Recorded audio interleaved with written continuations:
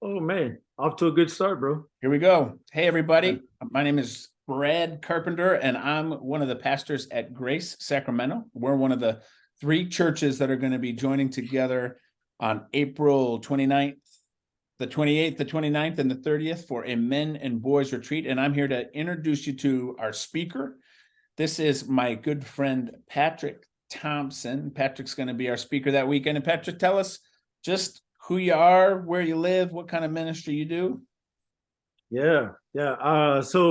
Like Brad was saying, my name is Patrick. Live in South LA County with my family. My wife, we've been married for almost 16 years. We got 3 kids, and we do urban ministry in Compton, specifically youth development. So when I say that, primarily youth and young adults ages 14 to 20. Those are the youth that I'm working with. And they are coming from unchurched homes, almost all of them, though there's some type of faith background. But almost all of them are coming from unchurched homes, and many of them are, a lot of the kids are fatherless. Some of them are first generation or immigrants themselves trying to navigate life the best that they can. And so some of the things that we're doing with them are we're doing multiple evangelistic Bible studies with them throughout the week. We've seen a handful of kids come to faith in Jesus through that this year. We provide mentoring, put on workshops. We provide academic support. We have tutoring labs throughout the week. The goal is meet physical needs and emotional needs and spiritual needs as well. And so you might know where Compton is at. It's in South LA County. So you got LA, right below that is Compton, right below that is Long Beach. And so my wife and my family, we live on the north side of Long Beach and minister in Compton.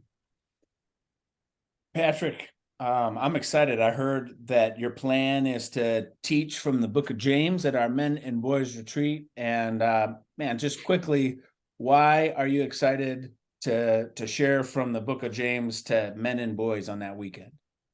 Man, a lot of reasons. I love James because it's down to earth.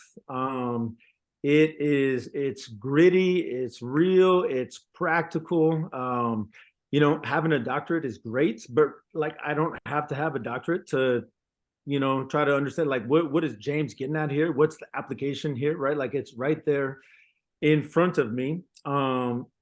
And yet, because it's so application laden, because it's so heavy on the doom, because there are so many imperatives, I think that James, we can get into a lot of trouble with the book of James at times. And because James doesn't specifically refer to the cross, he doesn't refer to the salvific work of Jesus, because he doesn't use terms like justification, things like Paul. We hear a lot from Paul. Some of us, draw the conclusion that James is void of the gospel. And one thing that I love about James is like that is not true. And I'm really excited to talk about the fact that the gospel is all over the book of James.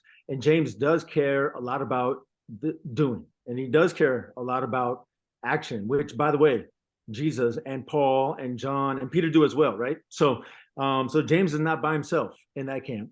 He cares about it, and we should too. But he's not calling us to something apart from the gospel, but he's calling us to works that reflect the gospel and works that are empowered by the gospel. So super excited, to walk through some of that and unpack that with you guys. Last question.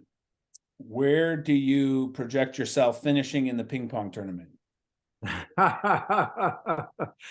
Right now I would be middle of the pack, maybe. So right. I did do collegiate ministry for a little while at San Diego State, and there's some pretty good ping pong players coming out of San Diego State. So I know, I can get down. But if I have the opportunities, I definitely want to brush up on my skills in these next couple of weeks and see what I can bring. I don't want to let you down, Brad. You've thrown the gauntlet down. All right, guys. Join us April 28th, 29th, and 30th for a men and boys retreat. Spend some time in James and come and beat Patrick at ping pong. We'll see you there.